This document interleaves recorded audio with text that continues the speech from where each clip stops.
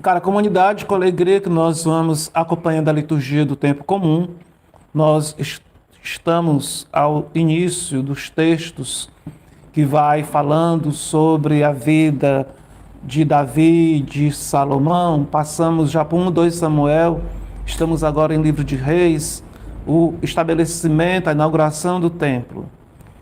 Hoje, dentro do texto do Santo Evangelho, nós temos uma narrativa muito especial do Evangelho de São Marcos. Parece um negócio tão vago, no primeiro momento, tão rápido, mas eu queria hoje me deter mais dentro do texto do Evangelho, na ação de nosso Senhor Jesus Cristo. O Evangelho de São Marcos, ele tem como característica apresentar mais nosso Senhor na missão. Ele não guarda tanto os discursos, os ensinos de nosso Senhor. É mais como era o dia a dia, a missão, como é que o Senhor agia, como é que ele vivia. Isso para nós é muito belo. Então vamos aqui com calma, olhando para o que o texto hoje nos diz. Diz ao início que, tendo Jesus e seus discípulos acabado de atravessar o mar da Galileia. É muito rápida a afirmação, mas quer dizer, atravessar o mar da Galileia foi já uma ação muito intensa, que exigiu muito, não foi assim de uma hora para outra. Eles atravessaram o mar da Galileia, chegaram a Genezaré e amarraram a barca. Quer dizer, chegaram naquela cidade, pararam ali para poder ensinar, para poder anunciar a palavra de Deus. Nosso Senhor estava com os discípulos. Nosso Senhor não estava sozinho. É dito que logo que desceram da barca, as pessoas imediatamente reconheceram Jesus. A fama de Nosso Senhor já tinha se espalhado. As pessoas sabiam que tinha um jovem da Galileia, um jovem de Nazaré, que andava pregando, e as pessoas estavam muito entusiasmadas com ele, porque sabiam que ele ensinava coisas novas, coisas belas, profundas, e também manifestava o poder de Deus curando os enfermos, expulsando os males. Quanta esperança, quanta alegria que as pessoas passaram a ouvir a notícia daquele profeta que estava visitando lá a Galileia. Eles também sabiam que Nosso Senhor andava com discípulos. Então, é dito aqui que logo que ele desceu, as pessoas reconheceram Jesus. Reconheceram como? Provavelmente porque alguns já tinham visto Nosso Senhor pregando em outros lugares, que tinham já saído da cidade de Genezaré, foram para outros lugares, talvez para Cafarnaum, souberam lá e viram Nosso Senhor.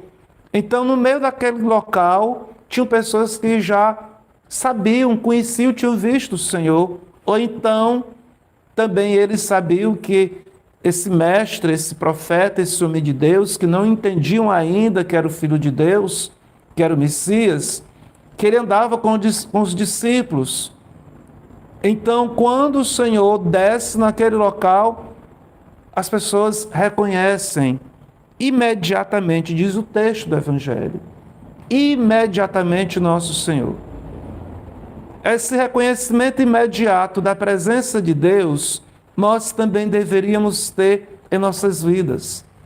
Quando o Senhor chegasse, aportasse, chegasse no porto das nossas vidas, das nossas casas, a gente deveria dizer: é o Mestre, é o Senhor, é o Filho lá de Maria, é o filho de José, é o jovem da Galileia, é o Filho de Deus, é o enviado de Deus. Nós também deveríamos reconhecer imediatamente dentro da nossa vida, quando fosse de fato a manifestação, a presença do Cristo. E o Cristo dá sinais, sim, da sua presença em nossas vidas. Ele nos comunica através do seu Espírito Santo. Aqui sou eu que estou falando, aqui sou eu que estou indicando, aqui sou eu que estou presente. Então, nosso Senhor chega e as pessoas reconhecem imediatamente nosso Senhor. Precisamos reconhecer o Cristo imediatamente no Evangelho que nós escutamos na Santa Missa, na Santa Eucaristia que nós participamos do altar do Senhor, na necessidade do nosso irmão, dentro da nossa casa, nós precisamos perceber imediatamente o Cristo. Continuando, percorrendo toda aquela região, levava os doentes deitados em suas camas para o lugar onde ouviu falar que Jesus estava. Esta cena, esta apresentação desse fato é muito incrível, é muito especial. As pessoas iam ao encontro do Senhor como? Como é que elas iam ao encontro do Senhor? É assim, muito acomodadas, muito tranquilas, ou vamos dizer, não sei, não é? Como é que elas iam para o encontro do Senhor? Me permita, é como a gente vai lá para a Santa Missa, como a gente vem para a Santa Missa? Aqui o texto diz que as pessoas iam ao encontro do Senhor e levavam os seus doentes deitados em suas camas. Eu nunca vi nenhum doente deitado em sua cama na Santa Missa. Não estou lembrado. Não estou lembrado. Quer dizer, será que a gente vai ao encontro do Senhor com essa esperança e com essa fé desse povo aqui que tinha confiança, fé que o Senhor haveria de curá-los? Às vezes a gente pode dizer assim, não, porque naquele tempo o pessoal via, hoje em dia a gente não via. Mas também tinha lugares que o pessoal, o Senhor não fazia milagres porque o pessoal não tinha fé. Será que nós somos como aquele povo que não tinha fé? Ou será que nós somos como aquele povo que tinha fé? Porque é o mesmo Senhor que continua agindo no nosso meio e é o mesmo Espírito Santo que continua a agir entre nós. Então, nós vemos como as pessoas iam de uma forma com muita esperança, com muita fé, ao encontro do Cristo, a tal ponto que levava os seus doentes muito graves, para que o Senhor pudesse tocá-las, para que o Senhor pudesse curá-las. Aqui nós temos dois grupos de pessoas. As pessoas que iam levando os seus doentes com a esperança deles serem curados, e tinha também aqueles doentes que estavam acamados com esperança de serem curados. Talvez o doente pudesse dizer, não, vou fazer uma loucura dessa não, para que eu vou perder meu tempo, sair da minha casa, já estou tão sofrido, tão abalado, tão cheio de dor, para que eu vou ser levado numa maca, numa cama lá para não sei onde, posição que eu não sei nem quem é. Mas também esses doentes que iam nas camas, eles também tinham fé. Eles se deixavam levar para que o Senhor as tocasse e o Senhor as curasse. Também dentro desses dois grupos de pessoas, nós podemos nos ver em cada um deles. Podemos nos ver como esses que estão um pouco mais de saúde, que estão andando e caminhando, que estão batalhando, estão buscando, estão fazendo o esforço que os outros também encontrem o Senhor, como também nós podemos nos ver nestes doentes acamados. Nós somos estes doentes na cama, nas camas, que precisamos ser tocados pelo Cristo. Nós estamos doentes na cama por causa de quê? Da tristeza, do desânimo, da preguiça, do pecado, da falta de fé, da falta de amor, da doença física mesmo, da falta de esperança, do medo. Tantas coisas nos levam a ficar de fato espiritualmente acamados. E nós precisamos ter fé. Se nós nos encontramos nesta situação, aqui nessa Santa Missa, nós precisamos ter essa fé. Senhor, vem me tocar. Senhor, vem me levantar. Senhor, vem me curar. Eu creio, Senhor, se tu quiseres, tu podes me tocar. Também é belo que estas pessoas que foram nas camas, quando um doente está na cama, Ele está bem grave, né, pessoal? Ele não está assim. Um doente em cama é como se fosse um doente terminal. É uma situação crítica de doença, de saúde. A pessoa não pode mais nem se levantar para andar, para caminhar. Então, esses doentes, muitos desses doentes que foram apresentados diante do Senhor, provavelmente tinham deles que muitos deles eram doentes terminais. E o Senhor os curava. E o Senhor pode curar sim, doente terminal hoje. Vocês querem um exemplo? Eu aqui que estou na frente de vocês. Eu aqui. Eu já tive 2 vezes assim, bem à beira da morte. A morte me beijando e me abraçando. E eu estou aqui para contar a história. Eu já disse outras vezes, eu tenho um problema de saúde, eu sou asmático. E pelos meus 21, 22 anos, eu tive umas crises de asma violentas, umas crises. Eu passei exatamente 2 semanas sem conseguir dormir, só de crise em cima de crise, não dormia. Quando foi lá pela 2ª semana, já a doença tinha me consumido todas as minhas forças por dentro, eu vi que eu não passava dali. Eu vi que tinha chegado a hora da minha morte. Eu vi a morte na minha frente. E eu chamei a minha família toda, na rede que eu estava, e pedi que me trouxesse esse crucifixo que está aqui na entrada da nossa casa. Eu pedi que me trouxessem esse crucifixo e me trouxeram o crucifixo. Eu peguei esse crucifixo e beijei. Beijei com o pensamento de entregar meu espírito a Deus e morrer, dar tchau. Podemos voltar, Vera. Aí o que foi que aconteceu? O que aconteceu foi o inesperado, porque eu beijei o crucifixo, não foi pedido para me curar, foi me entregando mesmo a Deus para partir, não tinha mais condição. Na hora que eu beijei a cruz do Cristo, a doença anestesiou, pararam as dores, parou a crise, eu dormi e acordei no outro dia bem. Uma coisa tão estranha. Depois eu vi que aquilo foi um verdadeiro milagre.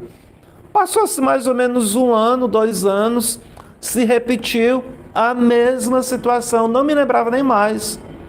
A doença foi se agravando, 2 semanas sem dormir, quando eu de novo chamo a minha família para vir ao meu encontro, porque eu estava me despedindo, pedi novamente a cruz para beijar, nem me lembrava mais. Estava novamente me despedindo da família. Quando eu beijei a cruz, a mesma coisa aconteceu.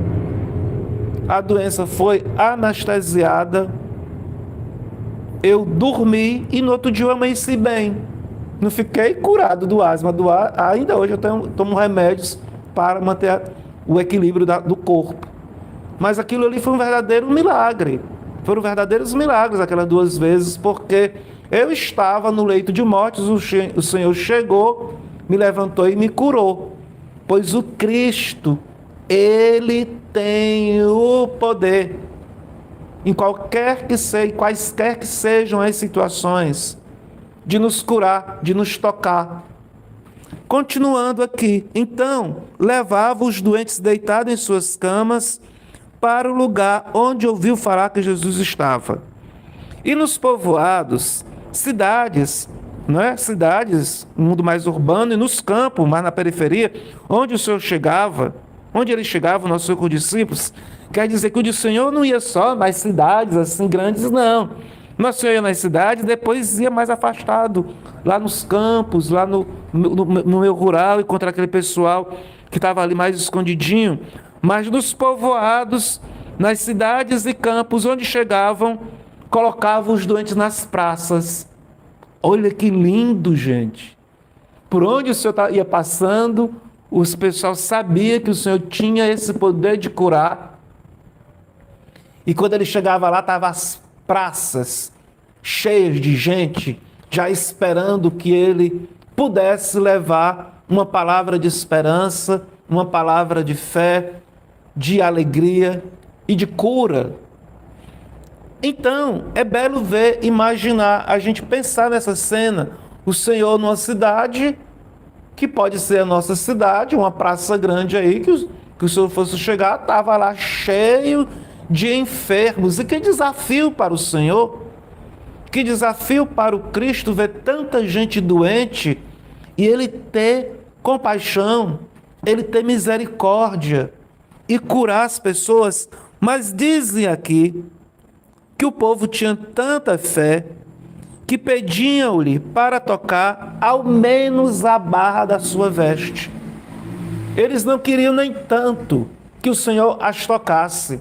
Eles queriam pelo menos ter a esmolinha de poder tocar ali na barra da veste do Senhor.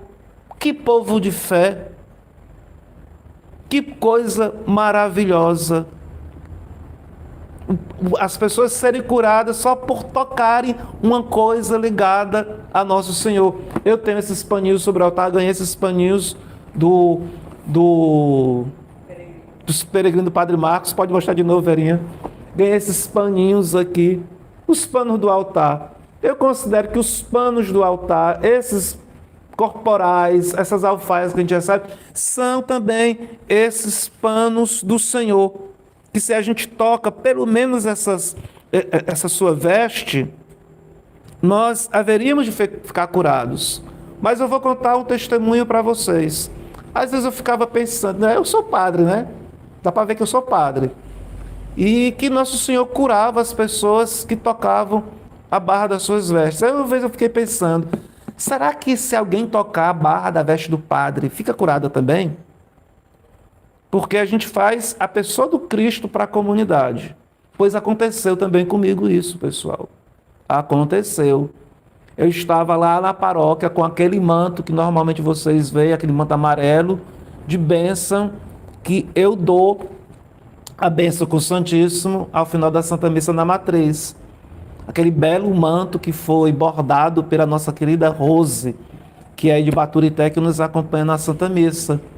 Artista, não é? Grande artista. E aquele manto, na verdade, nós usamos uma primeira vez numa peça e era o véu de Nossa Senhora. Eu considero que o manto de bênção que a gente dá é o véu de Nossa Senhora, é um manto de Nossa Senhora que me cobre quando eu dou a bênção com o Santíssimo lá na Matriz. Pois bem, eu estava com o Santíssimo Sacramento, andando pela igreja, e uma pessoa toca no manto. Depois, passa uns dias, a pessoa me diz, era ministra da Eucaristia da paróquia: padre, eu tinha um fluxo de sangue nos meus órgãos internos femininos. Na hora que eu toquei o manto, eu fui curada. Eu disse, meu Deus do céu, é a mesma coisa que tem lá no Evangelho. Aquela menina, aquela ministra, ela tocou o manto do padre, não é porque foi eu, é a graça do Senhor que acompanha a vida da igreja. Então ela teve fé e tocou e alcançou a graça. Que coisa incrível! Para nos dizer, gente, que esses milagres, essas situações, elas acontecem. Isso aqui não é história da carochinha. Isso aqui não é uma coisa para fazer de conta, ou algo que só aconteceu lá naquele tempo, que isso aqui não interessa mais. Tem pessoas que dizem que isso aqui não interessa mais. Não vamos falar de cura, não. Não vamos falar. Mas no Evangelho, quantas e quantas partes do Evangelho são só curas? Se nós formos tirar as curas dos Evangelhos, vai ficar o quê? Muitas vai ficar nada. Se você for tirar as curas que tem no Evangelho de São João, vai ficar bem dizer nada. E por que essa rejeição, esse fechamento, que a pessoa pode receber um milagre da cura da sua enfermidade? Dizia lá um estudioso, lá do século XVIII, que esses milagres que o Cristo realizou eram tudo mitos. Tudo isso aqui é mito. Assim como uma pessoa inventaram sobre a pessoa de mas na verdade isso não existiu. Aí o pessoal ouviu essas coisas muito intelectuais, muito sábias, e foram tirando a fé em tudo aquilo que... Porque um bonitinho, engraçadinho lá atrás, uns anos atrás, o Strauss disse que isso aí era mito. Depois vem outro intelectual, Gertais, que vai dizer, não, não. As curas, elas fazem parte do extrato muito primitivo das tradições do Evangelho. Elas não podem ser tiradas. Elas faziam parte mesmo da missão do Senhor. Então a gente não deve se levar por esses discursos à toa de gente que se diz teólogo e vem desfazer da palavra do Evangelho. Ao contrário, nós temos na nossa vida tantos testemunhos da graça de Deus, que o Senhor nos cura, que o Senhor vem em nosso socorro. Agora também é um mistério de Deus estas curas. Eu digo para quando eu vou visitar uma pessoa muito enferma, em estado terminal. Normalmente eu não vou rezar por uma pessoa para acabar de matar. Nunca é isso. Eu sempre oro por uma pessoa, por mais difícil que ela esteja, é pela saúde dela. Mas cabe a sabedoria de Deus, cabe a vontade de Deus. Se a pessoa vai ser curada ou não vai ser curada. É incrível isso, porque existem pessoas que a gente ora e ora pela saúde e não vem. Tem outras pessoas que a gente ora e vem imediatamente. E Nossa Senhora mesmo, Medjugorje, ela nos orienta. Quanto maior a graça que a gente deseja alcançar, mais oração e jejum precisa ser feito. Sobre a doença, quanto mais a doença grave, mais oração, penitência, jejum para se alcançar a graça. Porque também não é porque pode acontecer um milagre imediato que a gente vá deixar de orar. Porque o Senhor pede que a gente insista na oração. Batei se abrirá. Buscai e achareis. O Senhor nos pede que nós sejamos insistentes. E se é a graça que nós desejamos da cura, nós precisamos ser insistentes na súplica dessa graça. Então nós estamos hoje dentro desse Evangelho, que é um Evangelho que nos enche de esperança e nos anima na fé. Quaisquer que sejam as situações que nós nos encontremos, nós só temos mesmo o Senhor para pedir socorro. E mesmo que a gente tenha médico, e mesmo que a gente tenha uma medicina ao nosso alcance e de qualidade, a medicina também é dada por Deus, mas precisa ser abençoada por Deus para poder fazer, de fato, o seu efeito que precisa ser feito. Que o Senhor, hoje, possa tocar a cada um de nós, possa tocar os enfermos das nossas famílias, que o Senhor possa tocar os enfermos que nos pedem orações e que possam alcançar, segundo a misericórdia de Deus, a cura de suas enfermidades. Nós pedimos ao Senhor que esse Evangelho se faça vida em nossas vidas, porque nós cremos que o que nós escutamos hoje na Santa Missa é algo que é para o nosso dia de hoje, e nós cremos, Senhor, que se nós tocarmos pelo menos a barra da Tua veste, nós alcançaremos também a cura e a salvação. Louvado seja nosso Senhor Jesus Cristo.